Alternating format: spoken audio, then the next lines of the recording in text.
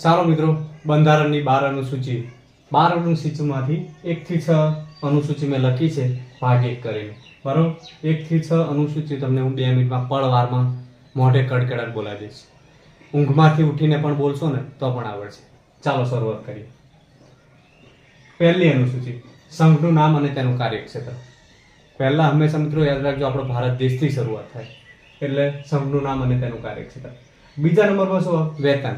વેતન અને ભથ્થા. જો સંઘમાં કામ કરવું હોય તો વેતન મળે તો જ કામ કરાય. તો આ રીતે મગજમાં માઇન્ડ સેટ કરવાનું છે ચાવી તમારે. બરોબર, સંઘ પછી વેતન અને ભથ્થા આવશે. ત્રીજા નંબરમાં વેતન તો મળ્યું, પણ ક્યારે?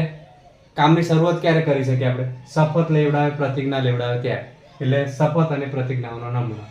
ચોથા નંબરમાં રાજ્યસભા કે કેન્દ્ર શાસિત બેઠકોની ફાળવણી. હવે શું થશે? શપથ લેવડાવશે પછી તો બેઠક તો આપવી પડશે એમને કે ભાઈ આ સીટ તમારી, આ તમારી, એટલે બેઠકોની ફાળવણી. યાદ રાખજો.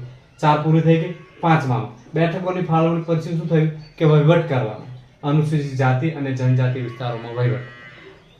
6થા નંબરમાં આસામ, મેઘાલય, ત્રિપુરા, મિઝોરમ રાજ્યોમાં વહીવટ અને નિયંત્રણની સંબંધી જોગવાઈ. હવે આને કેવી રીતે યાદ રાખી શકો છો? અનુસૂચિત જાતિનો વહીવટ આવે પછી આમ તેમ. કેમ થાય? આમ તેમ. આમ તેમ શોર્ટમાં યાદ રાખવાનું છે, કારણ કે આ એટલે આસામ, મ એટલે મેઘાલય, તે એટલે ત્રિપુરા, મી એટલે મિઝોરમ, મ એટલે મિઝોરમ. આવી રીતે 6 ચાવી છે. ફરીથી આપણે ક્વિક રિવિઝન કરીએ.